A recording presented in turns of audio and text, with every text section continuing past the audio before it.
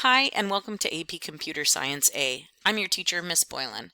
I wanted to take a couple of minutes to give you a quick overview of how our course works to help you feel comfortable in our online environment.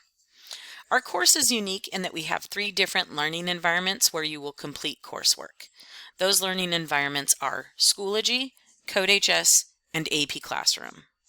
At first, it may feel a bit overwhelming to figure out the tasks to be completed and the learning environment where tasks are located, but not to worry, I'm going to share a few tips that will help you get accustomed to how things work in our course. First tip, every time you access the course, be sure to read the course announcement posted.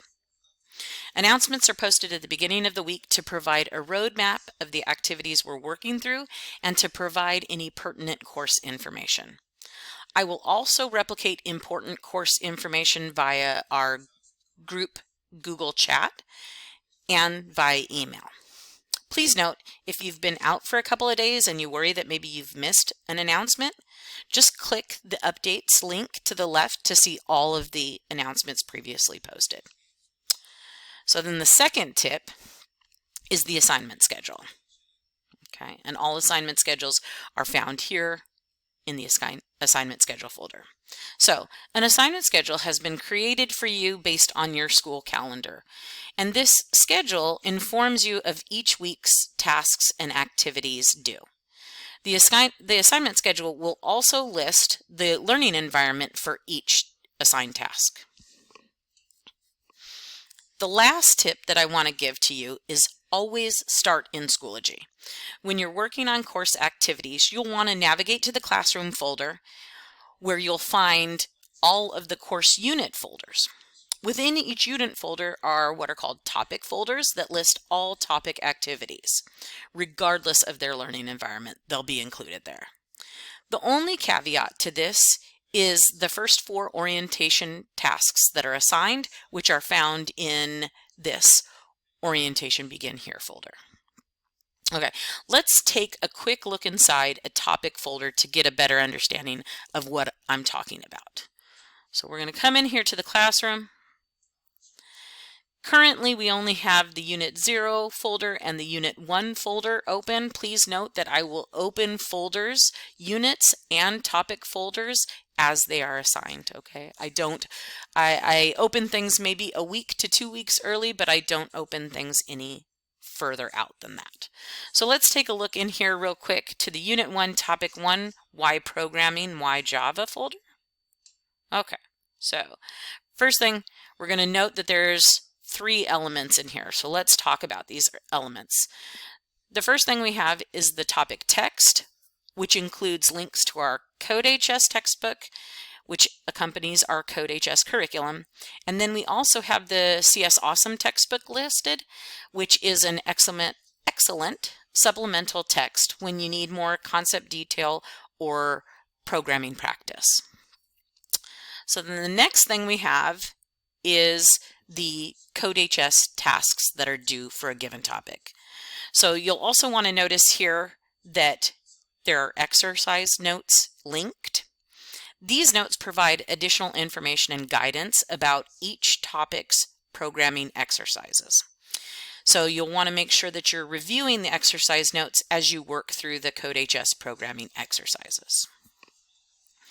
And then finally, the last item in this folder is an AP Classroom quiz. This particular quiz only covers MCQ questions. These 3 elements are found in most topic folders. You may see additional activities in topic folders, things like AP Classroom progress checks, FRQ quizzes, etc. So, after the first couple of topics in Unit 1, you should begin to feel more comfortable in the learning environment. If you still feel unsettled, please reach out and we can walk through the course together. Speaking of reaching out, so at the end of last year, I added several reflection questions in the AP CSA course final exam. And one specific question that I asked students what advice they would give to new students to the course. Overwhelmingly, students said they would tell new students to reach out to their teacher, me, often and early. It's important to understand you're not expected to get all of the programming concepts presented immediately or on your own. I'm an informative resource here to help you as you develop your Java programming skills. I'm happy to provide feedback, clarification, guidance, etc. as you work through the activities in the course. So to facilitate student-teacher communication, I'm going to implement a couple of activities. The first activity is this AP CSA meet and greet. After watching this video, please reach out when you have 5 minutes to meet. Be sure you have a headset when reaching out so that you can hear the dulcet tones of my voice. In this meet and greet, we'll introduce ourselves and I'll answer any questions you have about getting started in the course. The second activity is the question of the week. Each week, I'll post one or more questions from the current topics being explored. You'll select a question from those presented and respond via Google Chat. A couple things to note about the AP CSA meet and greet and the question of the week activities. First, during live meetings, you select your level of connection. I'll chat and you can respond through text or audio with or without your camera. Choose whatever level of connection feels most comfortable. Note, on an occasion I may require audio chat, but this is only in the instance where we need to work through a programming activity and the use of text slows or impedes our discussion.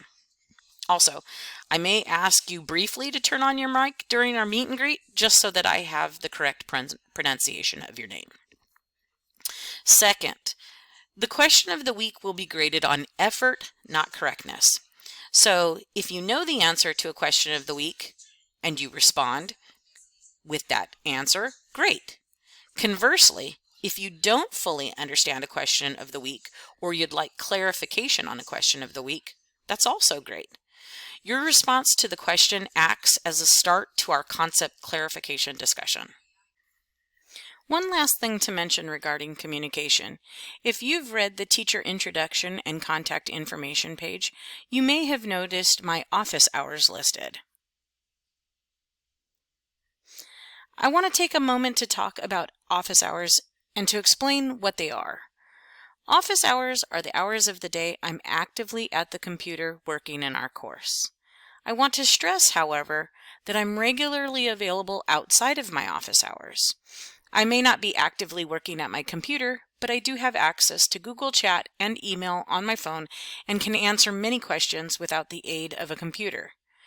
There may be times where I'm unavailable, for instance, if I'm sleeping or having dinner with my family, but please know that I will answer any messages received as soon as I am available. So the big takeaway here is don't worry about my exact office hours. Instead, if you have a question, ask the question. I'll respond to your message just as soon as possible.